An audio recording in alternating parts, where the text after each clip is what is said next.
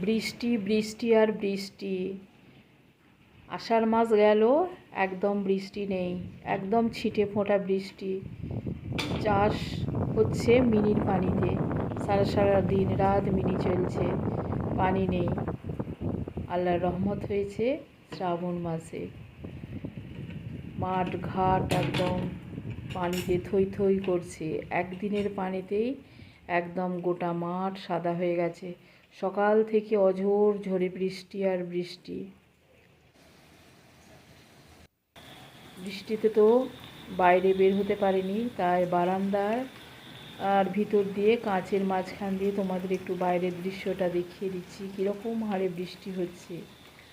আর মানে এটা কালকের ভিডিও, বৃষ্টির ভিডিওটা করেছি। তবে হ্যাঁ, আজকেও তার পরের দিনেও 11টা পর্যন্ত অঝোর ধারায় বৃষ্টি হয়ে গেছে। এত বৃষ্টি হয়েছে যে বলার কথা নয়। এই বর্ষাকালের এই প্রথম বৃষ্টি দেখলাম এবছরে। আসসালামু আলাইকুম, কেমন আছো আমার প্রিয় ভাই বোন বন্ধুরা? আশা করছি আমার এই ভিডিওটা যে যেখান থেকে দেখছো, আল্লাহর রহমতে তোমরা সকলেই ভালো আছো। আলহামদুলিল্লাহ, আমরাও সবাই ভালো আছি। আর মহান রব্বুল আলামিনের কাছে দোয়া করি আমরা যেন সকলেই ভালো থাকি, সুস্থ থাকি এবং নিরাপদে থাকি। আই বৃষ্টি ছেপে মুড়ি দেব মেপে। বৃষ্টি ভিজে গেল। এই সাবাস, সেটা এত সুন্দর হয়ে গেছে। বাপরে, ওইটাও নিয়ে চলে আসবে এখানে।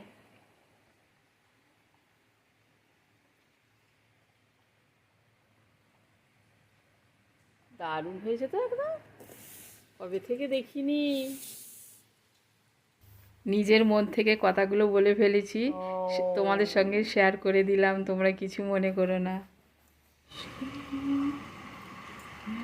যত্ন না করে দেখো মানি প্ল্যান্টটা কেমন হয়েছে।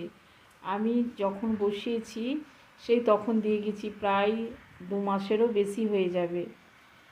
তো আমি 1-2বার এসে শুধু কখনো পানি দিয়ে গেছি, তারপরে প্রায় 1-1.5 মাস আমি ওর দিকে তাকিয়েই দেখিনি। আমার তাকানোর সময় নেই, গাছটা আছে বলে আমি ভুলেই গেছি, এক সাইডে গাছটা আছে আমি ভুলেই গেছি।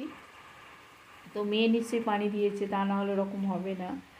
তো আমি যেন হঠাৎ দেখলাম গাছটা, তো দেখে যেন আমার মন প্রাণটা জুড়িয়ে গেল, এত সুন্দর হয়েছে। আর নিচেরগুলো এত যত্ন, নিয়মিত পানি দিচ্ছি, দেখছি, তাও যেন ঠিকঠাক হচ্ছে না, আর কিসে কেটে দিচ্ছে। তো যাই হোক, বৃষ্টির ধারা দেখেছো, একদম কি বলবো, মুষলধারা। আর যখনই বৃষ্টি হয় এইভাবে, ঝড় হচ্ছে না কিন্তু এতই বৃষ্টি, তো বারান্দায় দেখো কত পানি জমে গেছে। আর এটা তো তোমাদের দেখাচ্ছি সন্ধ্যাবেলাটা, কিন্তু আজকে গত সকালবেলা বাড়ির অবস্থা খুবই খারাপ হয়ে গেছে, ভিডিও তুলতে পারিনি। তো 1-2 লেগে গেল আমাদের পরিষ্কার করতে। তো এই ভিডিওটা ছিল বৃষ্টির আগের ভিডিও। তখন কিন্তু অত বৃষ্টি হয়নি। তো তখন ছিল রোদ্দুর, প্রচণ্ড গরম, আর আনারস নিয়ে আসা হয়েছিল একটা। তো আমি ওখানে রান্না করছি, আর আমার মেয়েকে দিয়েছি আনারসটা কাটতে। তো আনারসটা কাটছে, আর আমি এখানে চিকেন নিয়ে আসা হয়েছে। তো চিকেনটা আমি এতটা রান্না করব না, আজকের জন্য একটু আলু দিয়ে ঝোল করব। তা আর একটু আমি ম্যারিনেট করে রেখে দেব পরের দিন রান্না করার জন্য। তো আমি সেগুলো বেছে বেছে রেখে দিচ্ছি, কোনটা ম্যারিনেট করে অন্য একটা ভালো মতো কিছু করা যায় রেসিপি, আর বাকি যেগুলো একটু সেগুলো আমি আলু দিয়ে ঝোল করে নেব। আর এই যে দেখো, আমি ম্যারিনেট করে রেখে দিচ্ছি দই, আদা রসুন, নুন আর একটু কাবাব মশলা দিয়ে এটাকে আমি ম্যারিনেট করে রেখে দেবো। আজকে তো আর কিছু করবো না, এটা কালকে যাবো রাখতে হবে। তো এটা আমি ভালো করে মেখে আমি ফ্রিজে রেখে দেবো।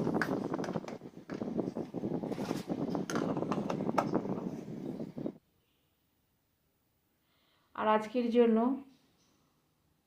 একটু পেঁয়াজ কেটে নিয়েছি, একটু পেঁয়াজ, কাঁচা লঙ্কা, হলুদ আর একটু সর্ষের তেল অল্প করে দিয়ে, আর এই যে মাছ ভাজাটা ছিল কালকের, একটু মাছ ভাজা ছিল, তো ভাবলাম এই পেঁয়াজ দিয়ে কিনে কেননা একটু চচ্চড়ি করে নিই। তো এইভাবে মাছ রান্না করলে ভীষণই ভালো লাগে খেতে, মানে আর কিছুই লাগে না। তো একটু অল্প করে পেঁয়াজ দিয়ে আর ওই মাছগুলো দিয়ে আমি চচ্চড়ি করে নেব। এই হাতে মেখে মাছ রান্না করলে খুব ভালো লাগে খেতে, তাই তো নাকি? এরকম তো সবাইকেই দেখেছি এরকম করে রান্না করো। তো এই যে মেয়ে কেটে দিয়েছে, আর আমি হাতটা ধুয়ে কিছুটা রেখে দিচ্ছি তুলে, আর কিছুটা আমি জুস বানিয়ে নেব। কারণ আমি এরকম আনারস একদমই খেতে পারি না। আনারস খেলেই কিন্তু আমার দাঁত ঢুকে যায়, তাতে যত মিষ্টি আনারস হোক। এই আনারসটা এত মিষ্টি ছিল, তারপরেও আমি যেই মানে 1 পিস কি 2 পিস আমি মুখে দিয়েছি, তারপরে আমি আর দাঁতে দাঁত দিতে পারছি না, কেন জানি না। আনারস খেলেই আমার কিন্তু দাঁত ঢুকে যায়, যে কোনো টক, সামান্য টক হলেও আমার দাঁত ঢুকে যায়।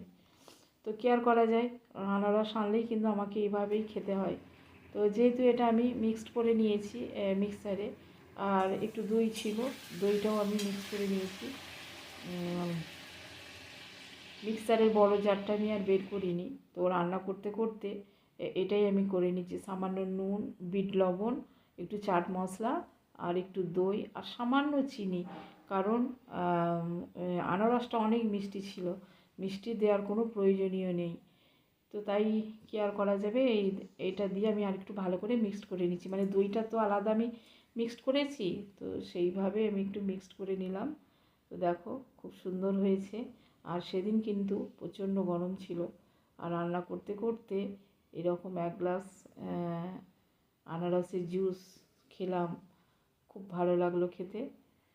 তো মাঝে মাঝে এরকম হলে খুব ভালোই লাগে, তাই না? রান্না করতে করতে এরকম একটু ঠান্ডা ঠান্ডা জুস, মন প্রাণ জুড়ে যায়। আর এই যে দেখো মাছ চচ্চড়িটা হয়ে গেছে, একদম পোড়া পোড়া করে মাছ চচ্চড়িটা কিন্তু অনেক ভালো লাগে। ভাতটা ফুটে গেছে, তারপর আবার বসিয়ে দিয়েছি। আর এই যে চিকেনটা যেমন নর্মাল রান্না করে, আলু দিয়ে ঝোল বানিয়ে নেব। তো কী আর করা যাবে, আমার তো মনে হয় এই রান্নাটা এত সুন্দর হয়েছে, এত সুন্দর টেস্ট হয়েছিল, কিন্তু জানি না কেন আমি কি ভুলে 2বার নুন দিয়ে দিয়েছি কিনা আমি জানি না। তো নুনের ভাগটা একটু অনেক বেশি হয়ে গেছিলো। তো খাওয়ার সময় বোঝা গেল যে নুনটা অনেকটাই বেশি হয়ে গেছে, কারণ পাখি পাখি পাখি খাওয়া হয়। তো যাই হোক, সেদিন বিকালবেলা আবার একটু ছাদে উঠেছিলাম। দেখো সেদিন কিন্তু কোনো মেঘ আছে, অল্প মেঘ আছে, কিন্তু বৃষ্টি হয়নি। আর এই বৃষ্টিটা হয়েছে মানে কত পাখি যাচ্ছে দেখালাম, ওটা কিন্তু তার পরের দিন সকালবেলা। তো যাই হোক, সন্ধ্যাবেলা আমি আর মেয়ে ছাদে উঠেছি। তো দেখো বাইরের প্রকৃতির দৃশ্যটা, আর আমার প্রিয় বোনেরা আমার এই বাইরের প্রকৃতির দৃশ্যটা দেখতে অনেকেই ভালোবাসে। তো কেননা আমি একটা আমার প্রিয় বোনের একটা কমেন্ট করে নিই। তো নাসিমা ক্রিয়েশন থেকে নাসিমা লিখেছে যে আপুমণি, আমার মনে হয় তুমি যেখানে থাকো এত সুন্দর দৃশ্যটা আর কোথাও নেই। সত্যি বোন, আমার খুবই ভালো লাগে আমার এই প্রকৃতির দৃশ্য। আমার যেখানে বাড়িটা একদম ফাঁকা জায়গার ওপরে, তার উপরে ফাঁকা মাঠ, সবুজে সবুজ, এক একটা সিজনে এক একটা রকমের দৃশ্য আমি দেখতে পাই, এক একটা রকমের ওয়েদার, মনোরম ওয়েদার, যেটা আমি কোনো কষ্টই পাই না। শীতকালে প্রচণ্ড শীত, তার মধ্যে রোদ্দুর পাই।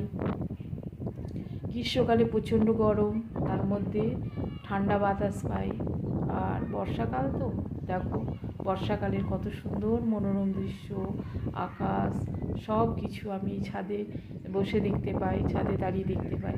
কিন্তু কি করা যায় বলো তো, কিন্তু ছাদে ওঠার সময়টাই আমার হয়ে ওঠে না। তোমাদের দোলাভাই এত বড় বাড়ি, এত বড় ছাদ করে দিয়েছে, কিন্তু আমার ছাদে ওঠারই সময় হয়নি। তাই কখনো হয়তো বা 6 মাসে একবার করে ছাদে উঠতে হয়। খুব মনে হলে যে যাই, তাহলে আজকে ভালো লাগছে একটু ছাদে যাই, তো তখনই একটু ছাদে ওঠা হয়। হাওয়ার জন্যে সাউন্ডটা শোনা যাচ্ছে না। আমার রান্না ভালোবাসি থেকে আমার প্রিয় দিদিভাই সেও বলে যে দিদিভাই তোমার ভিডিও দেখার জন্য আমি তাড়াতাড়ি চলে আসি তোমার প্রকৃতির দৃশ্য দেখার জন্য। অসংখ্য ধন্যবাদ আমার প্রিয় দিদিভাই রান্না ভালোবাসি থেকে। তোমার রান্না অসম্ভব সুন্দর। আর আমার প্রিয় নাসিমার গাছ, সে তো আর বলার কথা নয়। এত সুন্দর সুন্দর গাছ ছাদ বাগানে, ছাদে সুন্দর তার চাষ, তার সবজি দেখে আমারও খুব ভালো লাগে। তো কি করা যাবে, আমারও অনেক ছাদ বড় করে আছে, কিন্তু মনে হয় যে আমি ছাদে একটু বাগান করব, সবজি লাগাবো। জানি না, আমার ইচ্ছা আছে, তো কবে করব সেটা আমি জানি না।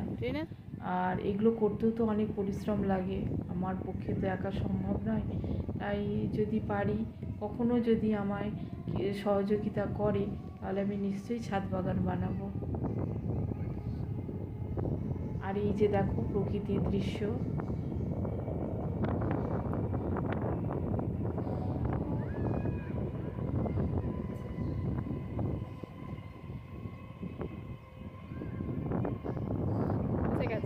বৃষ্টি এসে গেছে,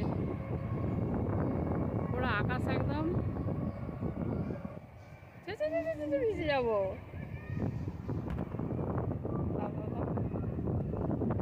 বৃষ্টি এসে গেছে।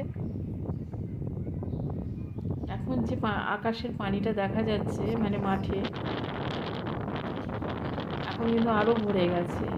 চলো, বৃষ্টি এসে গেছে, এই যে বৃষ্টি এসে গেছে, গাছে পড়ছে, বুঝতে পারছো। আমরা আর থাকবো না, এবার আমরা নিচে চলে যাব।